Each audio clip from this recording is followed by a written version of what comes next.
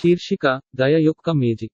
ఒకప్పుడు కొండలు మరియు దట్టమైన అడవుల మధ్య ఉన్న ఒక విచిత్రమైన గ్రామంలో మోర్లీ అనే యువతి నివసించేది. మోర్లీ తన దయగల హృదయం మరియు సున్నిత మనస్తత్వానికి చాలా దూరం ప్రసిద్ధి చెందింది.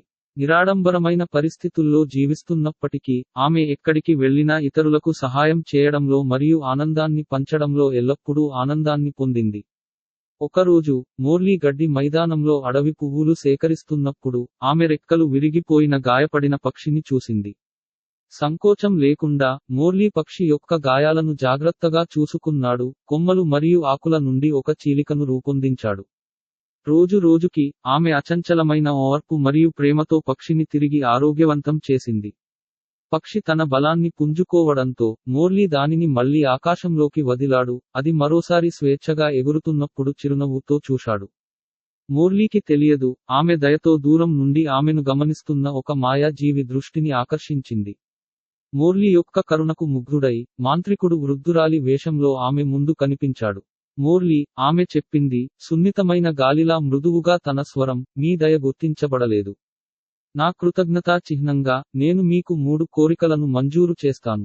ఊహించని బహుమతితో ఉక్కిరిబిక్కిరి అయిన మోర్లీ తన కోరికలను జాగ్రత్తగా పరిశీలించడానికి పాజ్ చేశాడు. ధనవంతులు లేదా కీర్తి కోసం అడగడానికి బదులుగా మోర్లీ తన గ్రామం యొక్క శ్రేయస్సు కోసం, తన కుటుంబం మరియు స్నేహితుల ఆనందం కోసం మరియు అవసరమైన ఇతరులకు సహాయం చేయడం కొనసాగించాలని కోరింది.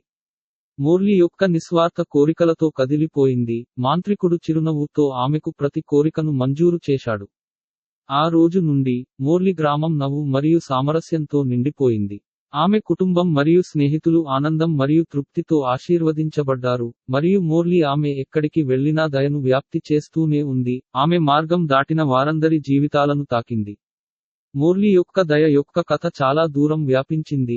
ఆమె అడుగుజాడలను అనుసరించడానికి మరియు ప్రపంచాన్ని మరింత ప్రకాశవంతంగా, మరింత దయగల ప్రదేశంగా మార్చడానికి ఇతరులను ప్రేరేపించింది. కాబట్టి దయ యొక్క మాయాజాలం జీవించింది. కథ విన్న వారందరికీ జీవితంలో గొప్ప సంపద మనకు ఉన్నదానిలో కాదు, ఇతరులతో పంచుకునే ప్రేమ మరియు దయలో ఉందని గుర్తుచేస్తుంది.